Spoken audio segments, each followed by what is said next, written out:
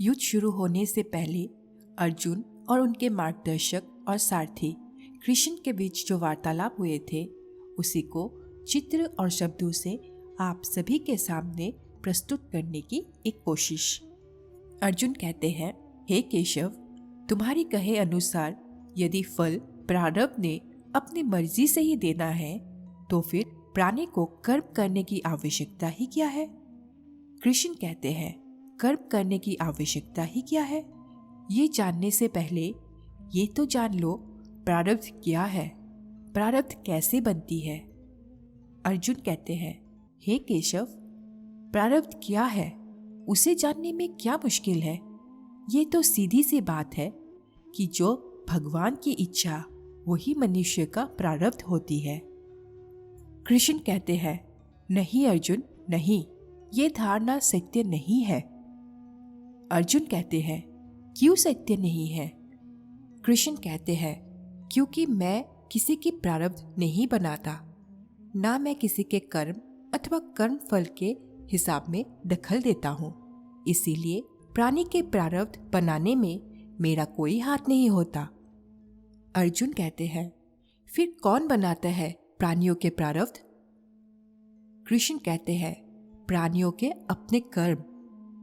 अर्जुन कहते हैं, अर्थात?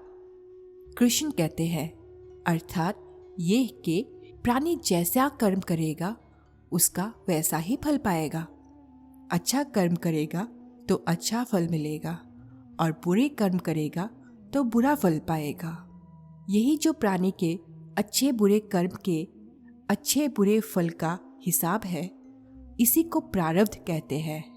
अपने पुण्य कर्म के फल स्वरूप सुख और अपने पाप कर्मों के फल स्वरूप दुख प्राणी को इसी जन्म में या अगले जन्म में भोगना ही पड़ता है, वो टल नहीं सकता। इसीलिए अकर्मण्य हुए बिना निरंतर अपने धर्म के अनुसार कर्म करते जाओ और मन में ये पक्का विश्वास रखो कि जिस नियत के साथ तुम कर्म करोगे उसी नियत के अनुसार तुम्हें फल अवश्य मिलेगा। कर्म का ये अटल विधान है, इसमें कभी किसी के साथ अन्याय नहीं हो सकता। हे अर्जुन, प्राणी का कोई भी कर्म नष्ट नहीं हो सकता। मनुष्य को अपने हर कर्म का फल अवश्य मिलता है। इस तरह प्राणी के कर्मों के अनुसार उन कर्मों का फल हर मनुष्य के प्रारब्ध में लिख दिया जाता है। इसी कारण हर जन्म में मनुष्य अपने ही कर्मों के बंधन में बन जाता है। इसी कर्मों के बंधन में बन जाने के कारण जन्म जन्मांतर के चक्रव्यूह में फंसा रह जाता है और उसे मोक्ष प्राप्त नहीं हो पाता। अर्जुन कहते हैं, कर्मों के बंधन से ये जन्म जन्मांतर का क्या संबंध है? कृष्ण कहते हैं, मनुष्य अपने एक जन्म में जो कर्म करता है उन कर्मों के फल के स्वरूप में पाप और पुण्य दोनों ही होता है। कभी पाप अधिक होता है तो कभी पुण्य। दोनों का दुख सुख भोगते हुए मनुष्य अपना नए जीवन में जो कर्म करता है उनका हिसाब पाप पुण्य के खाते में नए सिरे से लिख दिया जाता है। इस तरह इन नए कर्मों को भोगने के लिए और एक नया जन्म लेता है और जन्म जन्मांतर का ये सिलसिला चलता रहता है और मनुष्य के आत्मा का अपनी परमात्मा से मिलन नहीं होता, जिसे मोक्ष कहते हैं। अर्जुन कहते हैं, हे कृष्णा, इसका अर्थ तो ये हुआ कि मोक्ष प्राप्त करने के लिए मनुष्य को पाप और पुण्य से बचने के लिए कोई कर्म ही नहीं करना चाहिए। सारे कर्मों को त्याग करके सन्यासी बन जाना चाहिए। कृष्ण कहते हैं, कोई भी मनुष्य अकर्मण्य नहीं हो सकता, कर्म तो उसे हर स्थिति में करना ही पड़ता है। अर्जुन कहते हैं, परंतु सन्यासी तो कर्म का त्याग करते ही है। कृष्ण कहते हैं, हे पार्थ, सन्यासी भी कर्मों का त्याग नहीं करते, ना ही कर सकते हैं। मैंने पहले ही कहा था, सन्यासी भी कर्म करते हैं। खाना पीना, उठना बैठना, तपस्या करना, साधना करना, ये सब भी तो कर्म ही है। कर्म से कोई कैसे मुक्त हो सकता है? अर्जुन कहते हैं, हे केशव, जब कर्म से मनुष्य मुक्त नहीं हो सकता तो वो कर्म कैसे करे कि उसे पाप और पुण्य से मुक्ति मिले? कृष्ण कहते हैं, हे पार्थ, इसका तरीका ये है कि मनुष्य फल की इच्छा त्याग कर कर्म को अपना धर्म समझकर करे। फल उसे अवश्य मिलेगा, परंतु इस फल को अपना विधान की इच्छा समझकर करे।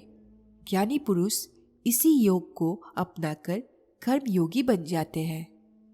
महादेव कहते हैं, वाह, कितना महान सत्य प्रभु ने सहज ही कह दिया। माता पार्वती कहती है, वो कैसे भगवान? महादेव कहते हैं, देवी, समस्त भय, चिंता, कलेश की मोह में आसक्ति होती है। कर्म योग फल की आसक्ति का त्याग करने को कहते हैं, अर्थात निष्काम होकर कर्म करने को कहते हैं। माता पार्वती कहती है, इससे मनुष्य को क्या लाभ होता है भगवान? महादेव कहते हैं, लाभ यही है देवी कि कर्म योग भयमुक्त कर देता है। देवी, भयमुक्त होकर ही मनुष्य जीवन को आनंद में बिता सकता है। अर्जुन को प्रभु यही रहस्य समझा रहे हैं। कृष्ण कहते हैं, हे अर्जुन, तुम इंद्रलोक दिव्य अस्त्र पाने गए थे, तब उर्वशी के मोहजाल में नहीं फंसे थे, उर्वशी से मोहित नहीं हुए थे, क्योंकि उस समय तुम्हारा मन निरासक्त था। उर्वशी कहती है, मैं तो यहाँ अपनी अतिथि की सेवा में अपने आप को समर्पित करने आई हूँ। अर्जुन कहते हैं, नहीं, ये धर्म नहीं है, ये तो अधर्म है, पाप है। हे अप्सरा, मेरे लिए हर वो स्त्री जो मेरे विवाह बंधन में नहीं बंधी आदरणीय है, देवी और माता समान है। उर्वशी कहती है, तो क्या पृथ्वीलोक का यही धर्म है कि पुरुष एक कामातुर स्त्री की प्रेम याचना को निर्दयता से ठुकरा दे? अर्जुन कहते हैं, परंतु देवी, आपका मेरा रिश्ता एक स्त्री पुरुष का नहीं है, बल्कि धर्म और इंद्रलोक की नियम के अनुसार भी आप मेरी माता है। कृष्ण कहते हैं, उर्वशी के कारण तुम विचलित नहीं हुए थे, परंतु आज कैसे विचलित हो गए हो? उस समय तुम अपना धर्म नहीं भूले थे, परंतु इस समय तुम अपने धर्म भूल रहे हो। इसका कारण जानना चाहोगे? अर्जुन कहते हैं, हाँ केशव। कृष्ण कहते हैं, तुम्हारा मन तुम्हारे काबू में नहीं है, क्योंकि तुमने कर्मयोग नहीं अपनाया। अर्जुन कहते हैं, क्या कहा? कर्मयोग से मन काबू में रहता है? कृष्ण कहते हैं, हाँ अर्जुन, कर्मयोग के कारण कर्मयोगी का मन इधर उधर भटकता नहीं है। कर्मयोगी की बुद्धि स्थिर हो जाती है, जिस प्रकार पत्थर की एक मजबूत चट्टान को नदी की एक तूफानी लहरें भी विचलित नहीं कर सकती, अथवा बहुत बड़ा जलप्रपात भी जिस पत्थर को नहीं तोड़ सकता, उसी प्रकार कर्मयोगी का मन भी ना बाढ़ से विचलित हो सकता है और ना भावनाओं के वेग से खंडित हो सकता है। हे पार्थ, इसीलिए तुम निष्काम कर्मयोग की साधना करो, और निष्काम कर्मयोग की सबसे बड़ी विशेषता ये है कि तुम कर्म करते हुए भी कर्म के बंधनों से बंध नहीं जाओगे। अर्जुन कहते हैं, हे केशव, कर्म करते हुए भी कर्म का बंधन नहीं होगा, ये कैसे संभव है? उस कर्म का तरीका बताओ जिससे कर्म करो और बंधन में ना हो। कृष्ण कहते हैं, इसका बड़ा ही सहज तरीका है, तुम कर्म फल में आसक्ति मत रखो। अर्जुन कहते हैं, ये कैसे हो सकता है? कृष्ण कहते हैं, क्या इच्छा करने से मनुष्य को फल की प्राप्ति होती है? नहीं अर्जुन, क्योंकि फल तो प्रारब्ध के हाथ में है, और जो भी मनुष्य फल प्राप्ति की इच्छा करता है, उसका मन फल के बारे में सोचकर अपने कर्म और कर्तव्य से विचलित हो जाता है और उसे वो फल प्राप्त नहीं होता जिसकी उसने इच्छा की थी। पाठ, मनुष्य केवल कर्म कर सकता है, फल कदापि मनुष्य के अधीन नहीं है। अर्जुन कहते हैं, केशव, यदि फल की प्राप्ति मनुष्य या उसके कर्मों के अधीन नहीं है तो वो कर्म ही क्यों करे? कृष्ण कहते हैं, क्योंकि मनुष्य का धर्म ही है अपने कर्तव्य का पालन करना। इस कर्तव्य पालन करने के लिए आवश्यक है कर्म करना। अर्जुन कहते हैं, परंतु हे केशव, फल प्राप्ति की कामना छोड़ने पर मनुष्य में कर्म करने की प्रवृत्ति उत्पन्न कैसे होगी? यदि फल की इच्छा ना रहेगी तो मनुष्य कर्म ही क्यों करेगा? कृष्ण कहते हैं, हे अर्जुन, जो साधारण मनुष्य फल की इच्छा से ही कर्म में प्रेरित होते हैं, वो सुख दुख के आरे में फंस जाते हैं। उनकी मन की शांति नष्ट हो जाती है।